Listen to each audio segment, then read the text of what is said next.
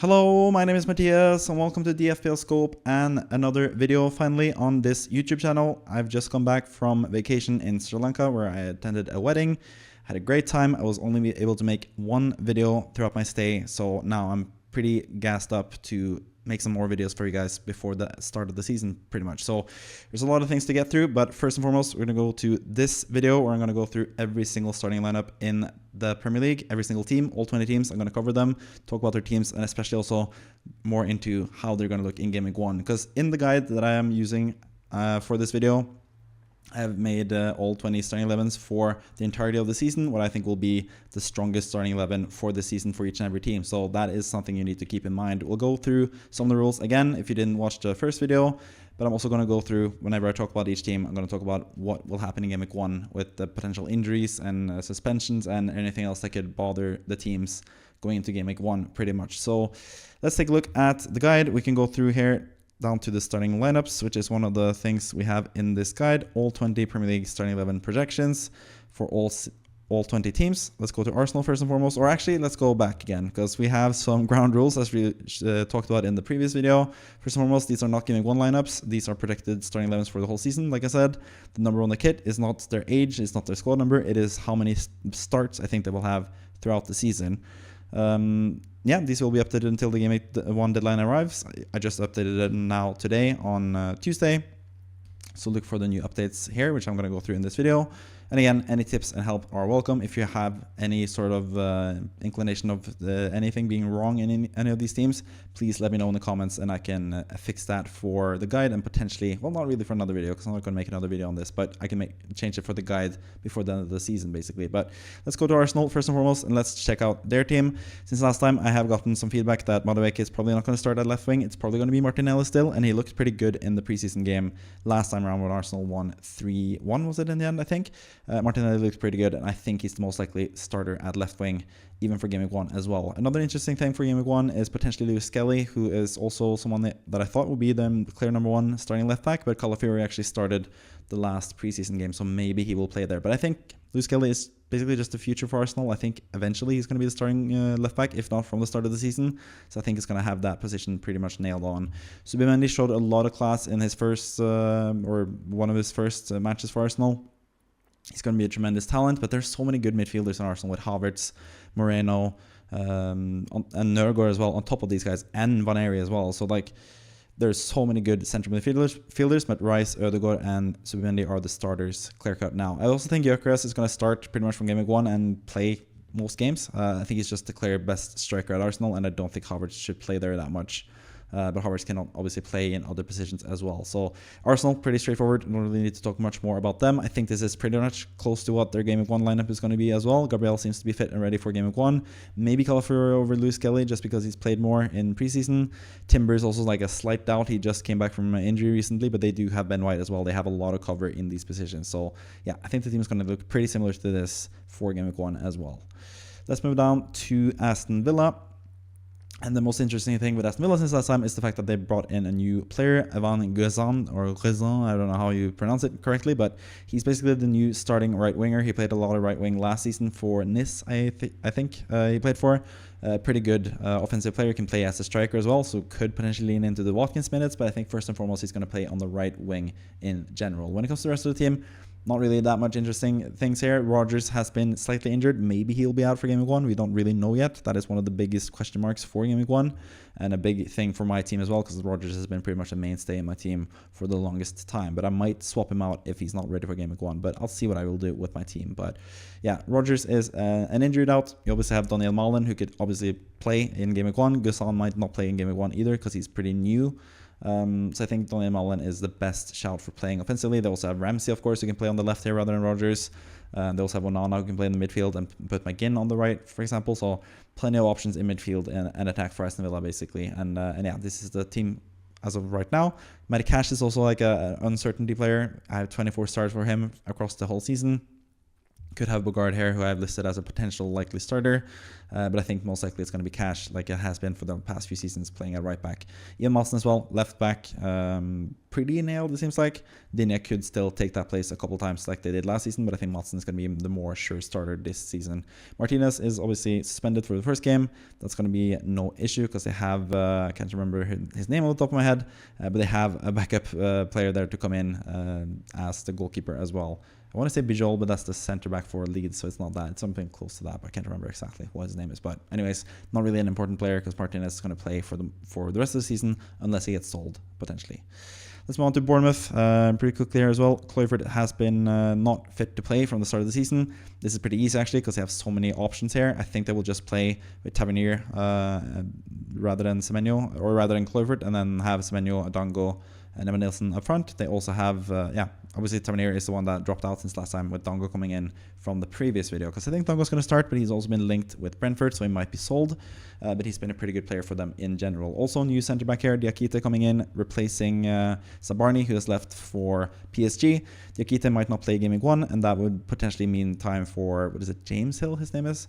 But at least Hill is his name in FPL, who is a 4.0 defender who could play in Game Week 1, but they have Liverpool away, so don't really want to use him anyway, and Diakite is going to play here most likely.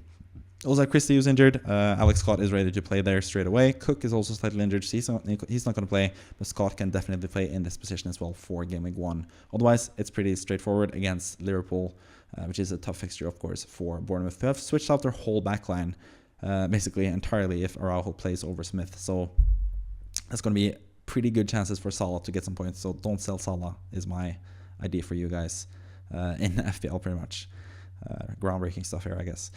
Brentford, interesting team as well. Jan Vissa for now is a starting striker, but he also wants to leave.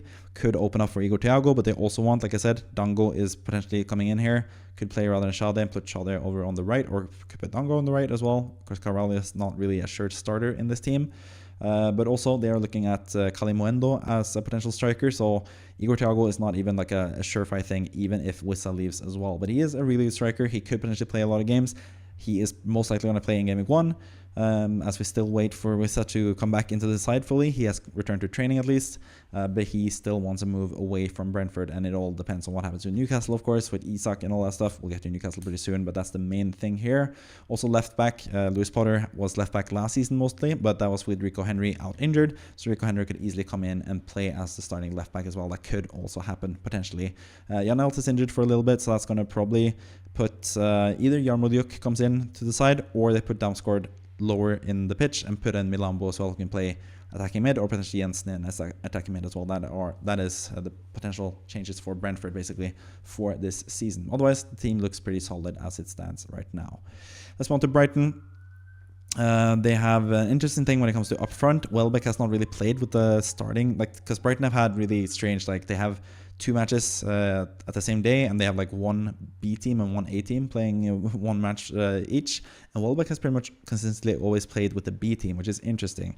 I still have him as a starting striker because he has just been a surefire thing as a striker for Brighton. But they could easily play Rutter as a striker and have either Gruda or someone else behind him. O'Reilly as well has played a lot in preseason, so Gruda and O'Reilly are really good candidates to play in this attacking midfield position, and then Rutter playing up front as well. Rutter can play all over the pitch. He can play right wing, he can play left wing, he can play in this position, of course, as the number 10. He has a lot of different options as well. Balebo looks to be fit for Game Week 1 as well, and other than that, I think the team is pretty settled, apart from right back, where I have Weaver currently. He's been pretty good in preseason, gotten a couple assists and stuff as well, but Kadioglu could easily play in this position as well. But that's basically Brighton. A lot of rotation, as we know with Brighton. They have so many good players. They have Boskagli as well, who can play centre back. They have a lot of centre backs. Koppel as well can play centre back. They have a lot of options. It's always really tough to decide, but Duncan Van Hecke have been the most consistent starters for Brighton the past few years, and I go with them as well. De Kuiper as well, the Kuiper at left back, he's also going to be a pretty sure starter, I think, but Kadioglu could also play left back. But yeah, that's pretty much Brighton. Let's go on to Burnley, who have made a lot of new signings since last time. Dubravka in goal. He's going to play every game, apart from maybe Game Week 1, because he is potentially not ready for Game Week 1. But I think he has a good chance of starting as well. Ugo Chukwu has come in from Chelsea, playing in midfield, pushing Laurent in to the bench, basically. You also have Armando Broja, who's come from Chelsea. Not the 50 million that Chelsea wanted for him like a couple seasons back, but around 20-25 million, which is still a pretty good profit for Chelsea. But he's a pretty good striker. He could be pretty good for Burnley as well, so he's probably going to play up front for them. As it stands right now. You have Hartman, who's pretty good offensive-minded attacking fullback. They could also play with the 3 at the back system and play Hartman and Roberts, for example, on right wing back. That is something that they could do and push one of these players out potentially to accommodate that. Maybe Chuana would drop out if that's the case, pretty much. So, yeah, they have a couple of options, Burnley, but they are most likely going to struggle because they have lost a lot of their important players from last season. And they kind of overperformed last season as well when they went up to the Premier League. So, yeah, tough season ahead for Burnley is my prediction. Esteve, of course, is one of the premier players at the 4.0 mark in FPL and a pretty popular player at that. But I don't think it's going to get many clean sheets. But maybe a lot of defensive contribution points. That could happen, potentially. But, yeah, we saw with some of the players last season with Bednarek, for example, was not really a good option anyway, even with a lot of defensive contribution points. So, not sure if it's going to matter at all. But he has a pretty good fixture against Sunderland in Game 2, so he could be a good option, pretty much. Chelsea, since last time, one major injury to Colwell at centre-back position. I think Hato's going to play there eventually. Tosin Adarbayo is going to start the season at centre-back next to Chalobah, who's going to be more secure now because he is, of course, the centre-back that they have with Colwell out injured. This is also 5.0 in FPL, so that's a bit tough to get into your team as well. But Hato is 4.5, or is he 5.0? Can't remember exactly. But Tosin, at least, is 4.5, so he could be a nice, cheeky starter from the start of the season because I think he's going to be playing in this position. But Hato is really, really good, really talented. That's the reason why they brought him in. And he's also someone that could potentially play even from Game Week 1 as well for Chelsea. Estevao, speaking of really good talents, he could play at right wing, pushing Neto over to the left and Gittins out of the team. That could potentially happen. Also, Xavi Simons is also linked with Chelsea, who's a fantastic player who would be a starter immediately in probably the left wing spot here for Chelsea. But Gittins is also new, really fast and pacey player who hasn't really gotten much talk in general in preseason. He's someone that could make an impact as well for Chelsea. Where we obviously have Palmer as the sure starter. Joe Pedro looks pretty set to start most games for Chelsea, but I think it's going to be subbed off pretty early for Delap most matches. But he has just been scoring left, right, and center in preseason, so he looks like a pretty decent pick as well, Joe Pedro. But yeah, definitely someone to look out for Chelsea, who have a lot of talents, of course, as always, because they use a lot of money every single season, it seems like. Moving on to Crystal Palace, they have gotten an injury to Kamada at centre mid. They also have Doucouré, who's out injured as well in that same position. So I think Will Hughes is going to complement Adam Wharton in midfield there. Adam Wharton could actually get more matches, but he has been struggling with injuries. So 29 matches for now. I have him as for Crystal Palace. Otherwise, team is pretty much settled. If they get to keep Guehi, who's now being linked heavily to Liverpool all of a sudden, so he could be a sneakily good FPL pick for 4.5. Even if he stays at Palace, he'll be a solid pick for a pretty good team. Or if he goes to Liverpool, he'll be an absolute steal if he plays every game at 4.5. So he's actually a really good option now as well. But yeah, Mitchell left back, even with Bruno Sosa coming in, I think Mitchell's going to be secure. And Munoz at right wing back, he is a certain starter. He's going to miss some games with suspension probably because he gets so many yellow cards, but he is also a really good player, of course. Richards for now starts at centre back with Charlie Riyad still out injured. And Richards has also proven his worth as well last season. So yeah, I think he's going to be a pretty good player for Crystal Palace. But other than that, pretty simple. Eze out could complicate things, of course, a lot because he is such an important player for them. But yeah, we'll see if it goes to Spurs or Arsenal. Nothing like super concrete yet, but it seems like the Champions League teams really want to have a player of Eze's caliber, which is understandable because he's really, really good, of course. So yeah, he's the only like concern for Palace, but not for Game Week 1. He's going to start Game Week 1 most likely, unless something quickly develops in the transfer front for Eze. Everton, I have now changed from Beto to Tierno Barry up front because Barry has played a lot more in preseason, it seems like, than I expected at least. We also have Jack Grealish coming in. He is here we go. He's not officially confirmed for Everton, but he is semi-officially confirmed for Everton, and he's going to go straight into the team at either left wing or attacking mid. They have a lot of options here. They have Alcaraz, they have McNeil, they have Ndiaye. They have Garner who can even play in these positions. Barry can play at left wing as well. They have a lot of good options there. Dewsbury Hall can play attacking mid. They have a lot of ways to sort out this attack at least. But I think Grealish and Ndiaye are going to play mostly regardless. They can both play in the middle. They can both play on the wing. They're both really, really good. McNeil's obviously also really solid. Dewsbury Hall, I think, is going to play either in centre mid or attacking mid. He's going to be a really good option as well for 5.0. I think he's a really nice player to have. So yeah, really interesting attack for Everton, who I think will have a pretty good season this time around. I still think Beto will start the season at striker, but I think Barry could, or Barry, or however you pronounce his name, could be pretty good eventually as well for Everton at that position. Mikolenko is an injured out for Game Week 1. That could move Adam Asnou into the team, a really good talent from Bayern Munich. It was really good offensively, so that might change their tactics for Game Week 1 especially, and they might go with the 3 at the back formation, where Brentford, Tarkowski and O'Brien play as centre-backs, and O'Brien is a centre-back, so that makes sense, with Mikolenko at the left, with Asnou at the left wing-back, and then potentially McNeil at right wing-back, because he's done that in the past as well, but they do have some other options in either Patterson or potentially Coleman as well. Could play there as well, the old FPL legend in Coleman. But yeah, a lot of different ways for Everton to play this season out, but a lot of good attacking talents as well, especially Ndiaye, Grealish and Dewsbury Hall, who I think will be pretty nailed, all 3 of them pretty much. Quay as well, going to play a lot, going to get some defensive contributions, but it's not going to get enough points, I think, to be a viable FPL pick this season. But that's not the case for the centre-backs, because they are really good when it comes to defensive contribution points. Tarkowski is someone that is definitely should definitely be on most people's radar in FPL in general. Let's move on to Fulham. Interesting thing here with Fulham since last time is Josh King, who's played a lot in preseason. This is not a Norwegian striker. This is a new Josh King who's played a lot in the attacking midfield spots, for example, or as a centre mid for Fulham in preseason. He could take over for Andreas Pereira as the centre, or like the attacking midfielder. You also have Smith Rowe, obviously, who can play in that position as well. For now, I think Wilson's going to play right wing. We also have Sessegnon can play right wing or at left back, because Robinson is out injured from the start of the season. But they could also play Calvin Bassey on the left and play Cuenca as a centre back as well, or even Diop potentially as centre back. Even though I would not advise that, because he's not that good. Basically, he's a Diop, the former West Ham striker. But a lot of different options here. Sad for Robinson that he's not ready for the start of the season, because he could have been a really nice differential from the get-go. But he's going to be out injured for at least the first game week, maybe a couple of game weeks. Robinson. So yeah, a big blow for Fulham, but yeah, interesting to see how they will sort out their season, especially King, who is potentially going to start Game Week 1. I will be very interested to watch his minutes, because he's a 4.5 midfielder who could play attacking wise for a Fulham team that are pretty underrated and pretty good, I think, in general. They also have the striker position. I think Raul is going to be pretty safe, secure there over Rodrigo Muniz. That was the case last season at least. And Muniz has been linked left, right and center to other teams, so I think Jimenez is going to start up front there for Fulham. He's done pretty well in preseason as well. Let's move on to Leeds, and we have Bijol, who's out suspended for the first game. He's not going to play. Let's have Bogle, who's a slight injury out. I think he's going to play Game 1 potentially, but I had that injury icon just in case, pretty much. Ampadu has come in since I got feedback last time that he's basically the captain, so he's going to play. Bijol being out, that's going to leave an open spot for Pascal Struijk, who can play centre back as well. When it comes to the wing positions, you have Daniel James, of course. You have Gnonto who can play on the right. You have Harrison who can play on the left. Ramazani can also play on the left potentially. A lot of different options there. Tanaka's going to play more offensively minded than last season, but he's probably not going to be this offensive. Maybe I should put him further down in the tactic as well. But yeah, Pirro should be the starting striker for now, but they're looking at new potential options up front. You also have Lucas Mecha, who came from the Bundesliga, could also play up front. In goal, we have Peri. He's from Brazil, so yeah, shouldn't really be that difficult of a pronunciation, I guess. He is looking likely to come in for Leeds, or he is going to be the starting goalkeeper for Leeds. We're not sure if he's going to start Game Week 1 or not. That could be Darlow for 4.0.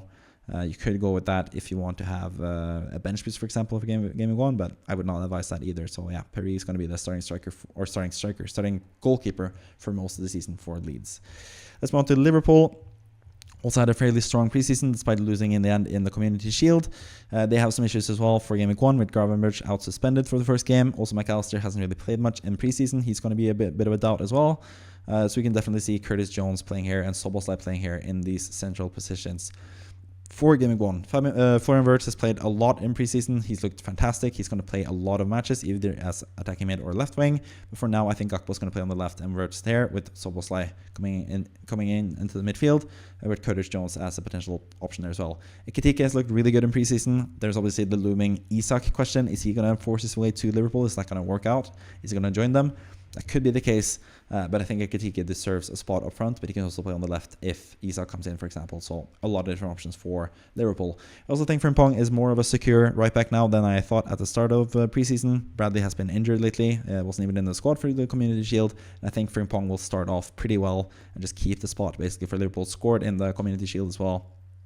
Kind of a lucky goal, but I think Frimpong is just going to be that attacking player. So he's definitely someone that I'm looking for Game Week 1 potentially as a really nice option there at right back for Liverpool, as they have a pretty new backline. They also, like I said, with the Crystal Palace section, they're linked with Mark Guehi now. Fabrizio Romano said that he's looking likely to go to Liverpool potentially, which would put him in front of Konate, I think, in the pecking order most likely.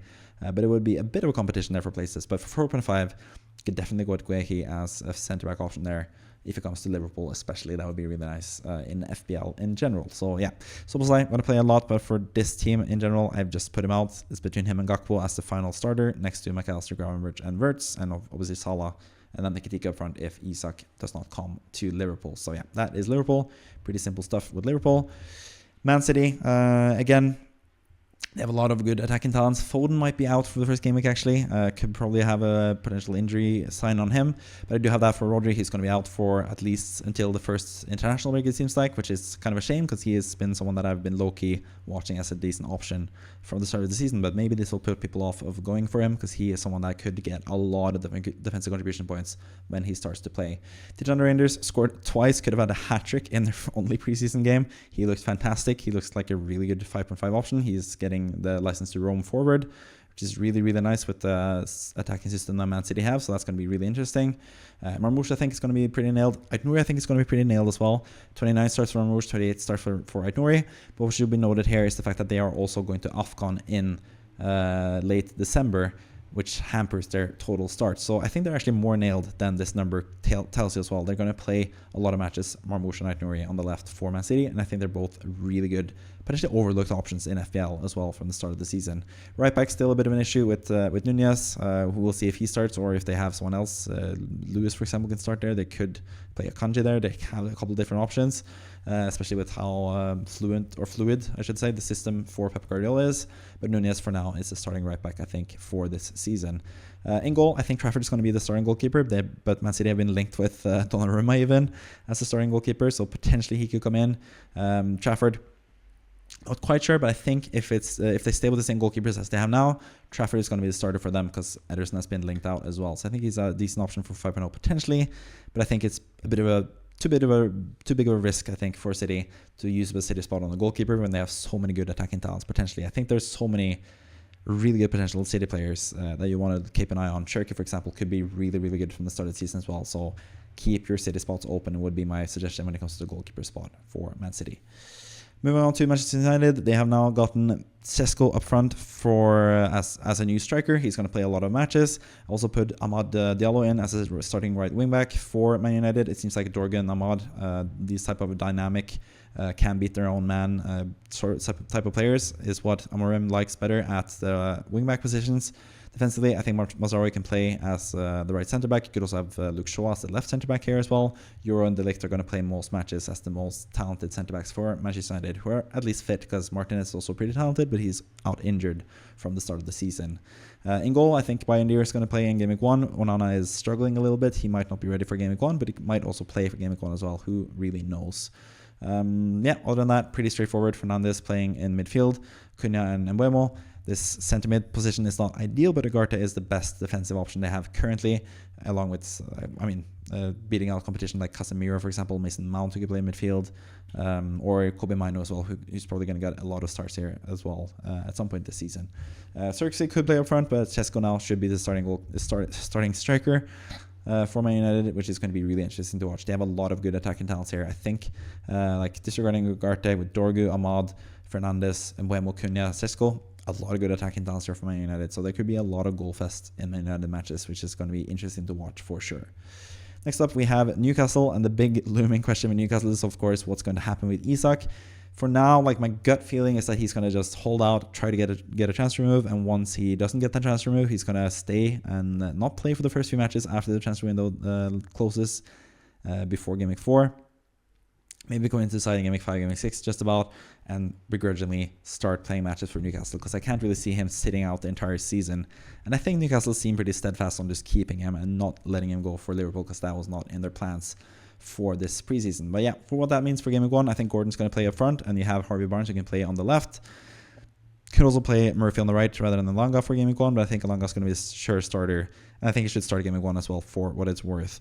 Centre backs, it's interesting. Burn, Shar, or Botman. They have some decent options there. They're also looking for another centre back, which is kind of interesting because Botman is currently not in the starting lineup and he's really talented. So don't really know what the plan is there for Newcastle. But the midfield is pretty settled. The defense is pretty settled as well. I think Lewis Hall left back and Liverant the right back. They obviously have Trippier and Target as well, who's played a lot in preseason for Newcastle. New goalkeeper as well in Ramsdale. He's going to play every single game for them. Not sure if that's that big of an upgrade over Pope, but at least it's a new goalkeeper, I guess. So yeah, something for Newcastle to be happy about with the goalkeeper position, maybe. Moving on to Nottingham Forest, who have done not that many changes since last time. They have lost Elanga, of course, but he's been replaced by Dan Ndoye from Switzerland, who's a really good right winger. Really struggled to score in preseason Nottingham Forest, so we'll see what happens with them. They've played a bit of Igor Jesus next to Wood up front. Not sure if that's the best way forward for them. Gibbs White, it's been a tumultuous preseason for him, but he's now ready to play and kick on for Nottingham Forest. And of course, we have Mr. Anderson here in midfield, who's going to get a lot of defensive contribution points and going to be a pretty big fancy favorite for 5.5 in midfield as well. Their backline is pretty secure, but the one question mark now is if Nico Williams is going to be secure at left back position, because they have been linked with Leif Davis, for example, and another left back that escapes me now. So maybe Nico Williams is not as secure as we expect him to be in this lineup, but he looks like a really good prospect if he stays as a starting left back. And I think for what it's worth, even if they bring in Leif Davis, they are looking to strengthen their squad for what is now going to be their Europa League campaign. And I think Nick Williams is going to be the starter still, even if they bring in Leif Davis. But there's slightly more risk if they bring in a new left back, which it seems likely that they will want to do, because they obviously don't have Alex Moreno anymore, who was their backup last season as well. So yeah, I still think Nick Williams is going to be the starter, but slightly more doubt than the other defenders as it stands. But I think, again, he's going to be the starter most likely, especially for game week 1. So definitely consider him for your game week 1 squads as well. Also, this midfield position next to Anderson, Yates I have currently could definitely be Sangare, could be Dominguez. They have a couple different options, but Yates has been there for such a long time, and I'm just going to give the nod to him, even though he is a bit of a, not the nicest guy, it seems like, for me at least, from what he looks like on the football pitch. A bit of a dirty player in my mind, but anyways, that's neither here nor there for an FPL video. Let's move on to Sunderland with a lot of new signings. One of them is Marguerite up front, or Marguerite. I can't remember exactly how to pronounce it. It's really tough. It sounds like Marguerite, the centre back for Palace. But anyways, he is not match fit, so he's not going to play game week 1 most likely. That's going to be Mayenda still up front, who should be actually in the contenders here. I should add him to this list. I just forgot to add him when I did the changes to the lineups, basically. We also have O'Neill, who's injured currently. He's most likely going to play centre back, I've heard from a Sunderland fan in the comment section last time, over Sealt, who was out injured last season.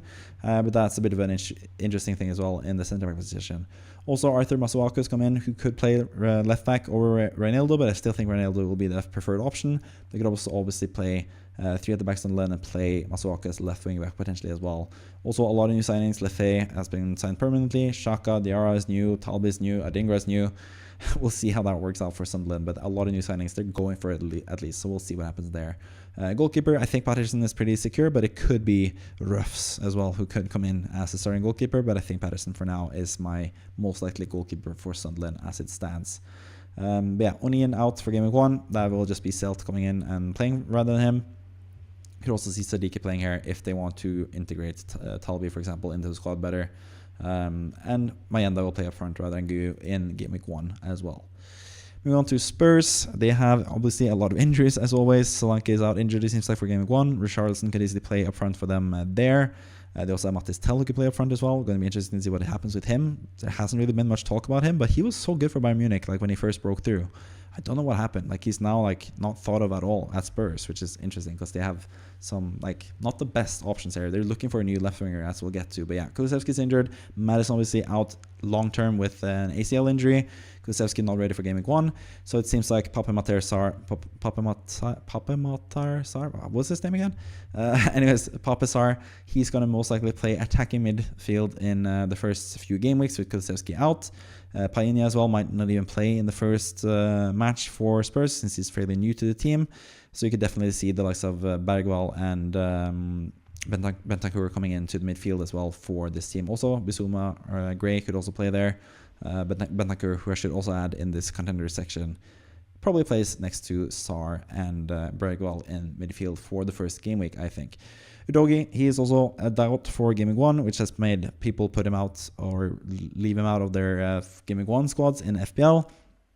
And that would be pretty simple. Jed Spence, who seems more than good enough to play as a starter for Spurs, but yeah, he can play all over the center back or all over the back line basically. But I think he's going to step in for Udogie in game week 1 at least, and we'll see what happens for the rest of the season for them. Still a slight question whether it's going to be Vicario or Kinski in goal, but I think Vicario is currently the preferred candidate, but that will be something to monitor for sure as well. And finally, they also are after some new wingers, even though they just bought Kudus for a lot of money. They're looking at both Esse, potentially at left wing, and Savinho at left and right wing as well. Esse can play all over the pitch here as well. He could play in this attacking midfield role as well. Esse, so a lot of different options there. But for now, Johnson left, Kudus right, but who knows who's going to play there once they get, or if they get their new signings as well that they're looking for. Also, Mathis Tel, I think, is an interesting potential option there eventually. Let's move on to West Ham, my favorite team. Of course, the interesting thing here, or the news things the last time, is the fact that Hermansen is coming as a new goalkeeper. He's going to start for sure over Areola. Areola just needs to be replaced, despite him getting the game-winning penalty save in the Boyle Sports whatever cup that West Ham played and won their final preseason game basically. Midfield, also an interesting thing. Paqueta is cleared of all charges, or at least the charges related to match fixing and stuff. He's going to be a lot better this season. I think it's going to help Bowen a lot as well, so Bowen is even better from Paqueta being back to his full self, I think, with all that weight lifted off of his shoulders. Fulkrug looks likely to start up front with Bowen. We also have Callum Wilson, who could play up front as well as a new signing. The midfield is interesting. Both Ward-Prowse and Souček are not really secure in this lineup. You have Edson Alvarez, you have Guido Rodriguez, players that West Ham are looking likely to sell or wanting to sell at least. But you also have Dan Potts, who's going to play potentially in game week 1, I think, in these midfield spots. But yeah, Souček, Ward-Prowse, Potts, it's between those three for who starts in 2 of these 3 midfield positions, but Paqueta is pretty secure. When it comes to the fullbacks, both Diouf and Wan-Bissaka look amazing, which is kind of interesting because Walker Peters is such a great player, but he has joined a team that has already 2 outstanding fullbacks. So I don't really know what Walker Peters will do except for playing when both of these guys leave for African Cup of Nations, which is why their numbers are slightly lower. But Walker Peters is amazing. Maybe he'll play in like the right centre back role or like in the back line. Maybe that will be a way to get him into the side. But yeah, he's amazing and shouldn't really be benched in the Premier League side if he could be a centre midfielder instead. Because this position is really weak with Souček and Ward-Prowse, but the fullback positions are really strong where you have Walker Peters as a backup as well. So interesting to see what West Ham do here as well. Also, Summerville coming back from injury pretty soon. It seems like he's going to be back in full fitness right after game week 1 most likely. And Luis Guillermo as well, looking pretty good in preseason, so that could also change their tactics potentially as well, West Ham. But they can also play further up and have Paqueta and Souček or Ward-Prowse or Potts as like more defensive midfielders, and have Guillermo or Summerville as like an attacking midfielder type of position as well. It could also be another way West Ham do things going forward in FPL basically. Then moving on to Wolverhampton, the final team that we have here in this starting lineup video. Not many things has happened since last time. One new thing has happened though, or 2 things actually. I've put Doherty in as the right centre back, leaving Mosquera out of the side, because it seems like Doherty is still going to be the preferred candidate for now. Mosquera is really talented though, but was injured last season, that's why he didn't play much. And Totti and Aguado are so good, so they're not going to lose their spot most likely. Also, new signing is David Møller-Wolfe, who is Norwegian, so I know a lot about him, of course. He's a left wing-back replacing Aitnouri. They're still looking to replace the right wing-back position where Semedo played last season. They have Hoover, Kijana Hoover, playing right wing-back in preseason, but Wolves fans do not seem too happy with him. Wolf, however, is going to be most likely going to play fittingly so for Wolves this season. but he's still not, like 10 days after he was signed to Wolverhampton officially, he's still not in FPL. He's still not registered in the game. So when my dad was actually making his own team yesterday and he wanted to fit in some Norwegians into the side, he was looking for Wolfe, but he was nowhere to be seen, which is kind of crazy. Like, just add him. We know he's going to be 4.5. Add him to the game FPL. That will be my final plea for this video. I don't know why he hasn't been added yet. We're almost at the deadline, and Wolfe is not someone you can select for Game Week 1. For what it's worth, I think Aguado is a better player because he's 4.5 and a better defensive contributions guy, but Wolfe could get some attacking returns as he did in Fantasy Eliteserien, which is the Norwegian league, where I had my little Wolfe back in the day for Brann, back when he played in the Norwegian league, pretty much. But yeah, so he's playing there. Sterling Larsen as well up front, some Norwegian talents there for Wolverhampton who are really good. And Arias as well is looking really good on set pieces, most likely, and potentially also penalties. I think he could potentially be penalty taker over Sterling Larsen, but they also only got one penalty last season, Wolves, so who knows if that's going to be such a big advantage anyway, being the penalty taker for a team that doesn't get penalties and always gets screwed over by VAR. And we should just scrap VAR. That's my final plea for this video. I can talk about that in a different video or maybe on a stream at some point, because I'm looking potentially to do a stream on Thursday. I have a lot of FPL thoughts that I haven't been able to express to you guys in preseason because I've been busy with traveling and all that stuff. So looking to potentially do that as well in a video. It will work out better in a stream where I can just talk more freely about my thoughts in general in FPL. Also going to have the team selection for the Friday video. We're going to have both a free hit selection, basically, like what I think is the best team to have in Game Week 1 specifically. We're also going to have my team for how it's looking right now, but I'm also going to post my team finally on Twitter right before the deadline to show you my final squad, because I'm probably going to make some changes all the way up until the deadline if I know myself correctly. So yeah, some interesting videos to watch. Tomorrow you'll also see the table prediction that I'll make for next season, for this upcoming season in Premier League. We're also going to list the 3 best players or 3 best assets, in my opinion, in FPL this season for each team as I go through the table prediction from number 20 all the way up to number 1 in the table. So if all that sounds appealing to you, please subscribe to the channel. It's been a really great summer so far, both in terms of FPL content. Now, obviously, me being on vacation last week was also really nice. The YouTube channel has done really well. I'm now able to monetize my videos and stuff as well. So eventually going to earn some money from this, which makes me all the more, tempted to make more and more videos for you guys and keep it up for the rest of the season as well. So hope you enjoyed the video. You can also join the FPLScope mini league with the league code FNPQ83. And if you are the guy or the girl with the most points in a singular game week this season, you'll get featured on either a video or on the FPLScope podcast, where I'll talk about your team and your plans going forward as well, or what I would do if I was in your shoes with your team. So yeah, definitely some perks to be in the FPLScope mini league. Even though there are no prizes in the league, you get the prize of being potentially the manager of the week if you get the most points in a singular game week. So I hope you enjoyed the video. Pretty quickly, more succinct this time around with the starting lineups. If you're wondering more about like each specific team specifically and all the players there, I made a video previously in preseason about all the starting lineups, where I go more in depth about every single player in each team, basically. So watch that as well if you haven't already. And with that out of the way, thank you for watching. See you next time. Bye bye.